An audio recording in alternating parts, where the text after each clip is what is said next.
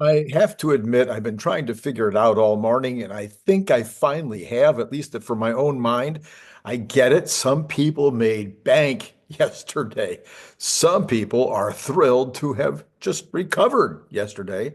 So some downward pressure would be expected this morning. I certainly expected the market to be down in the early going.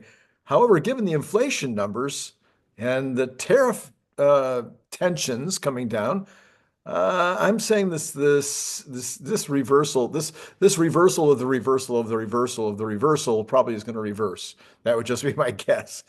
If you were hoping that maybe the mainstream media would ever become fair and balanced, all hope was lost today with this headline from ABC News.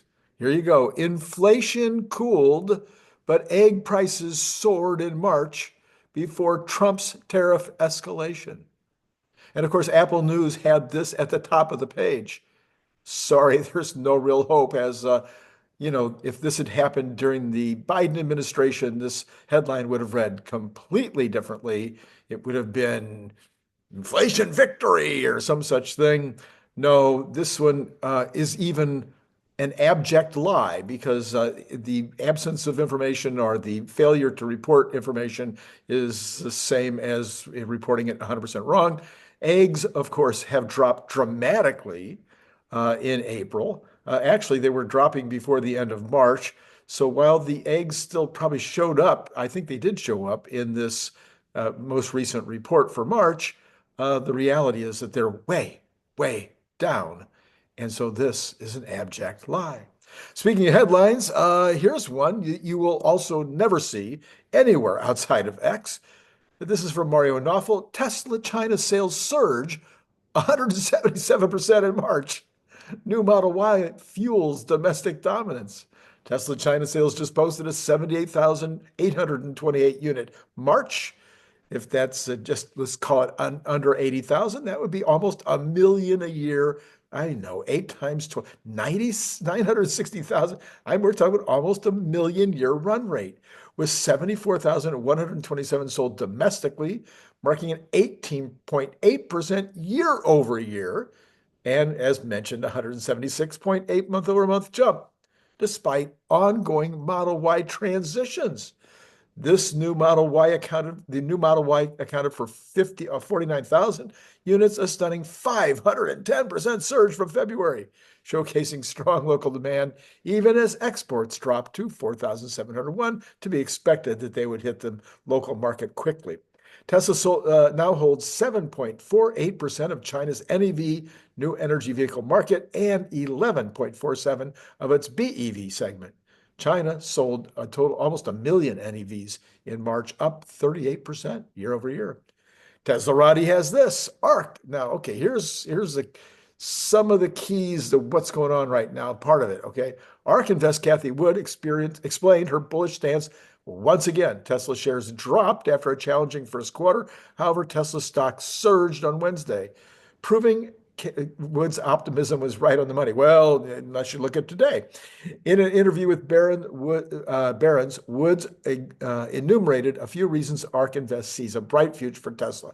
She predicts that Tesla will launch a cheaper electric vehicle starting at around 30,000, half the price of typical Model Y. This will help bring affordability back into auto buying.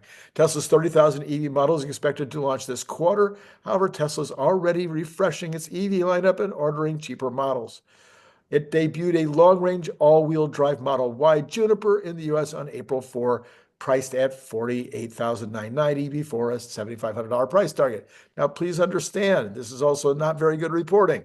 This would be better reported as saying, as would be expected after the launch edition came out, Tesla is now providing the next leg down in the price tree, if you will, or something. Wood also touted Tesla's upcoming robotaxi services, which she predicts will help consumers save upfront costs that would usually go to buying a new car.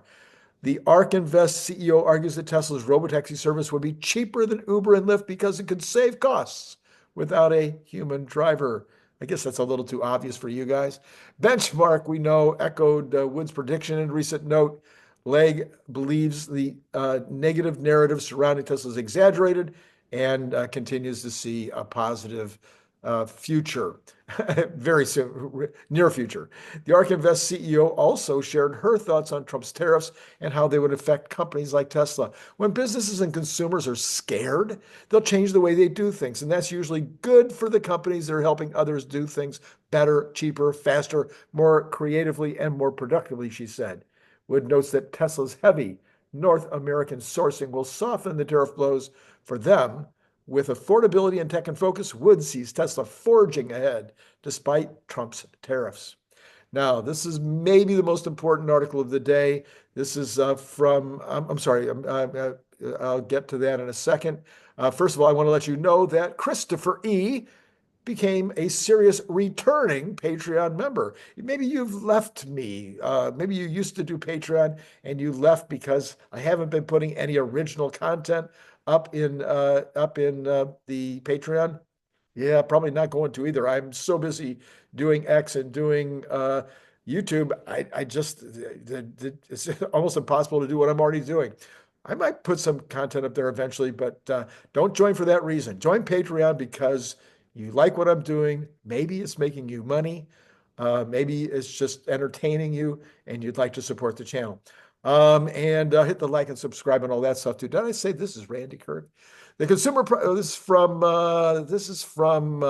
who's this from? Oh, this is just the CPI. The consumer price index for all urban consumers decreased by 0.1% versus 0.1% increase expected on a seasonally adjusted basis after rising 0.2% in February.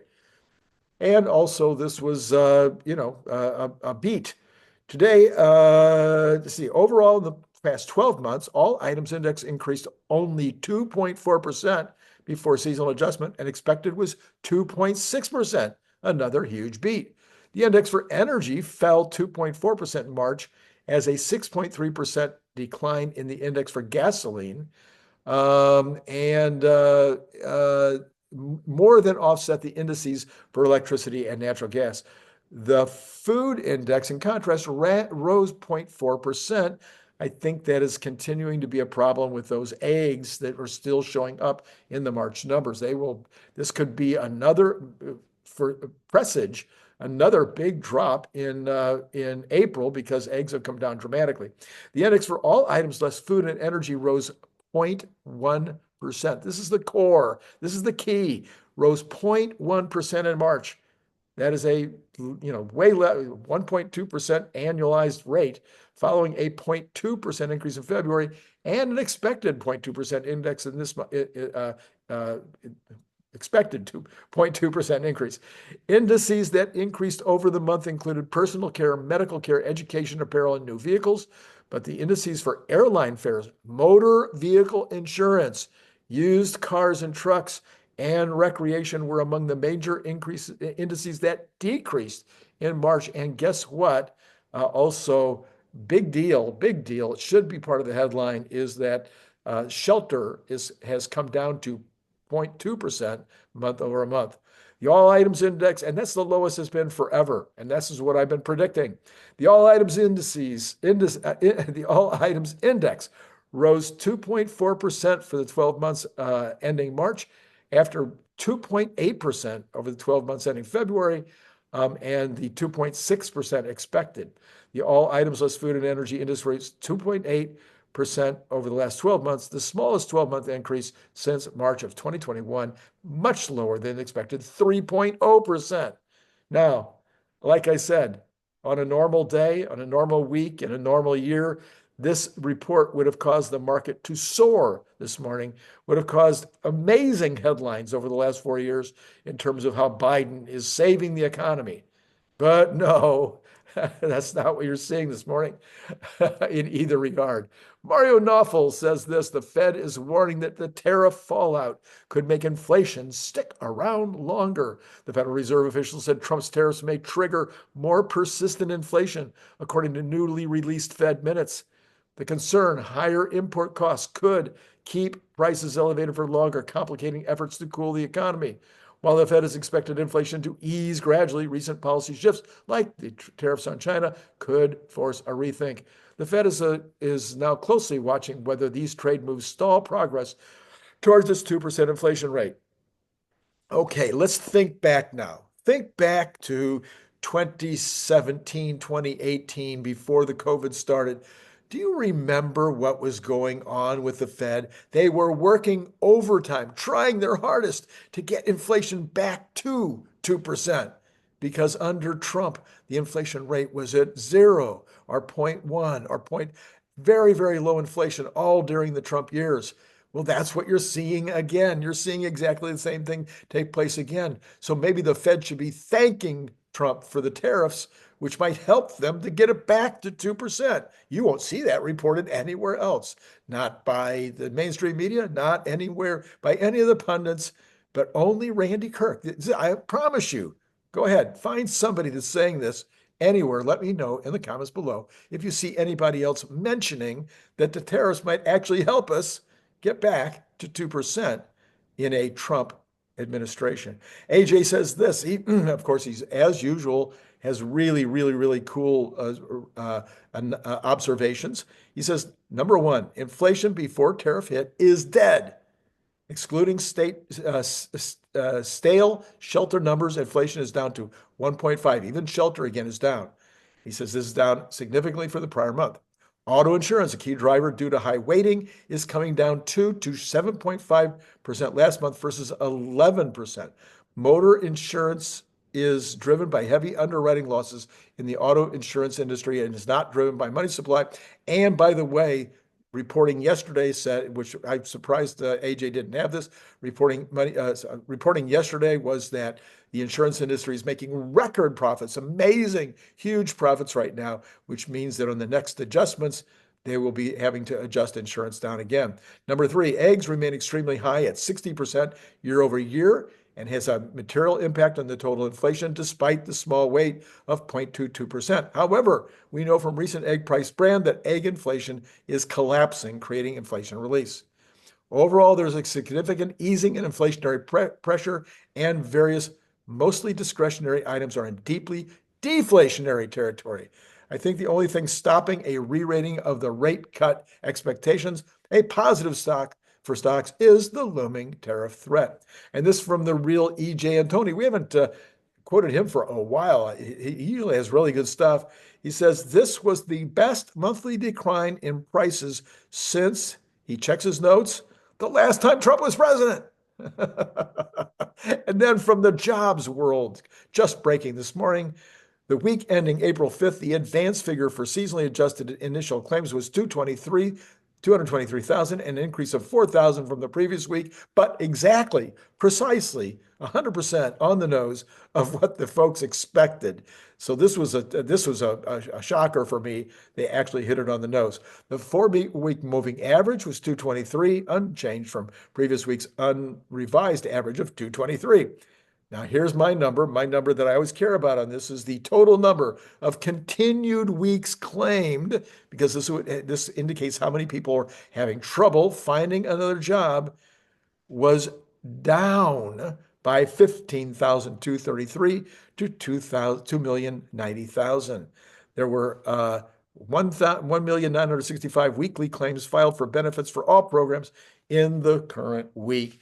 So I would say everything this morning was good news in terms of the economic information that was coming out, including the fact that, as I mentioned in the opening, the tariff news is much calmer right now. But as I started out the conversation this morning, what did I say? I said I understood why people would be taking profits and/or maybe relieved that they didn't lose as much as they thought, and so taking a little bit off the table, but that I thought this would reverse. Well, that was 20 minutes ago, 15 minutes ago, exactly 15 minutes ago. Wow, look at this. The markets are reversing. What do you know? So the Dow is now down 2.04. The NASDAQ is down 3.19%, and the S&P is down 2.54. All of those are now moving higher from their lows. Tesla as well is now down 5.80, also reversing from the lowest point of the day. And all the Magnificent Seven, which are all down, are also reversing. So you've got NVIDIA, for instance, down 4.21, but it was down over 0.5. I mean, it was down over 5% earlier. Okay, so that everything going in the direction that I don't know, predicted.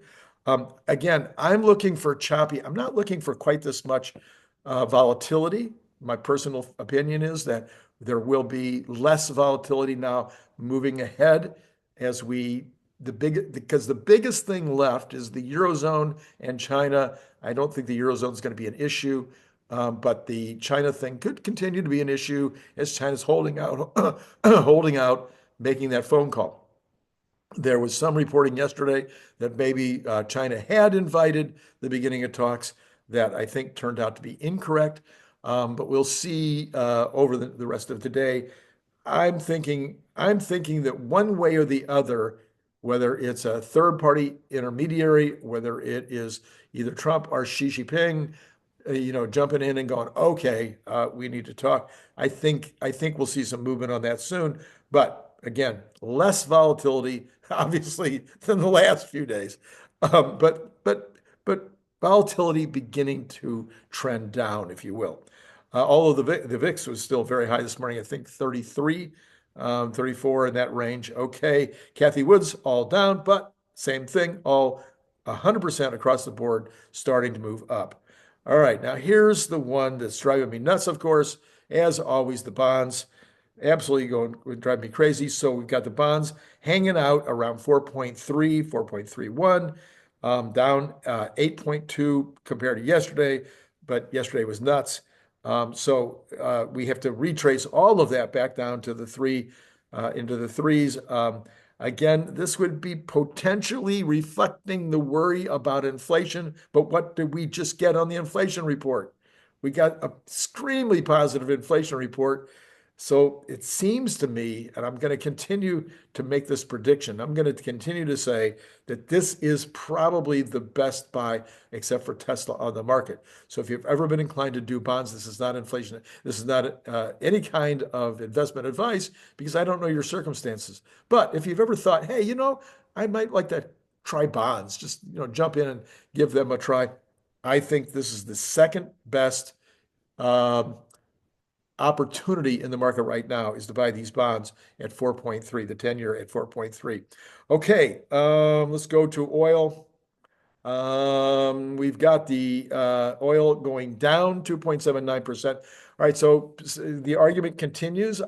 Last night I said, okay, maybe this isn't right now being used as an indice of potential recession, but there's no way to explain.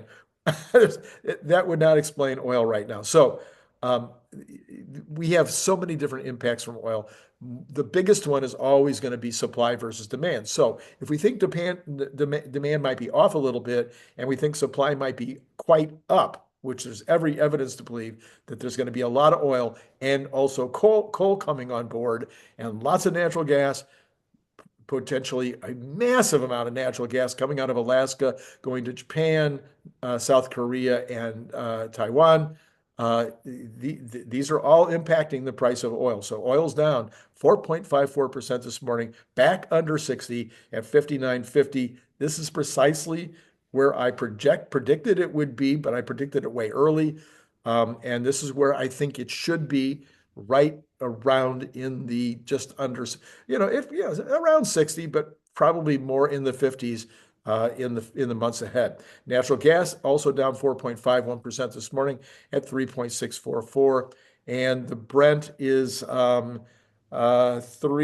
a little over $3 difference this morning, so indicating fair calm. Now we got something else hitting, this weekend, which it's amazing. Where's the pain point right now? So many things are off the headlines. We're not talking about Ukraine. We're not talking about Israel. We're not talking about Iran. But that big meeting in Iran is this Saturday, so we could see some turmoil from that.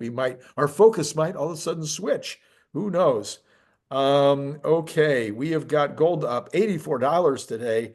So gold continues to just rip back up to 31.64. Silver up 1.74% at almost 31. Copper up 4.2%. I'm sorry, just changed 4.14% at $4.36. Nowhere near coming back to the 515 level where it was just a couple of weeks ago. The dollar is weakening a little bit, although the way I'm looking at it right now, it is absolutely mixed from the numbers I can see. We have got, by the way, Trump is acknowledging that his part of his decision, or at least the timing of his decision yesterday to pause the rates, was the bond market. He intimated as much yesterday and is restating, I guess, that today on that, based on a headline, nothing more. I'm just looking at a headline right now. Bitcoin down 965 back to 81,343, pretty much in the middle of its recent range. And this is all that I have to tell you this morning, except coming up later today, as you would expect on a Thursday. What a lineup. Yes, we have Bradford Ferguson at around 5:15.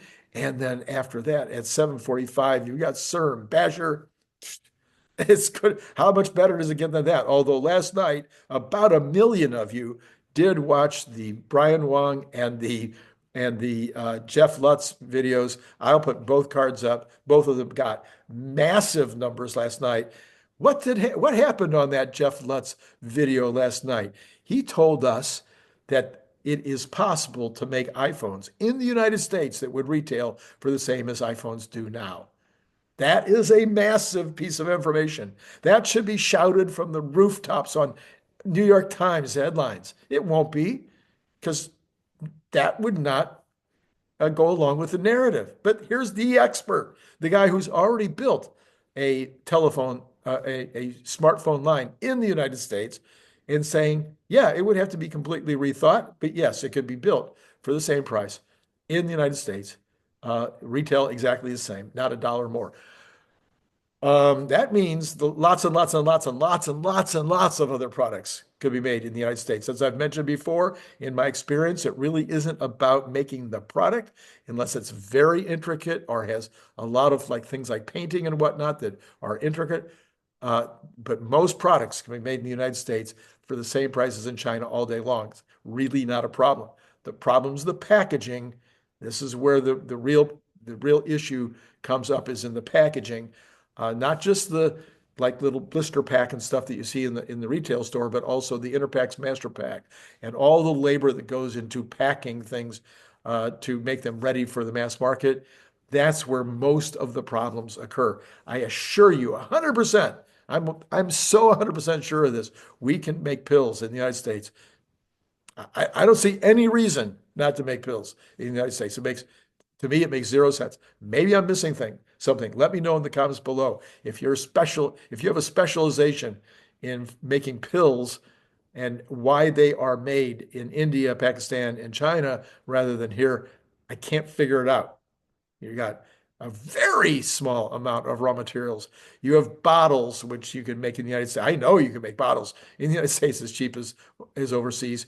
And then you've got the packing, and the packing's 100% automated.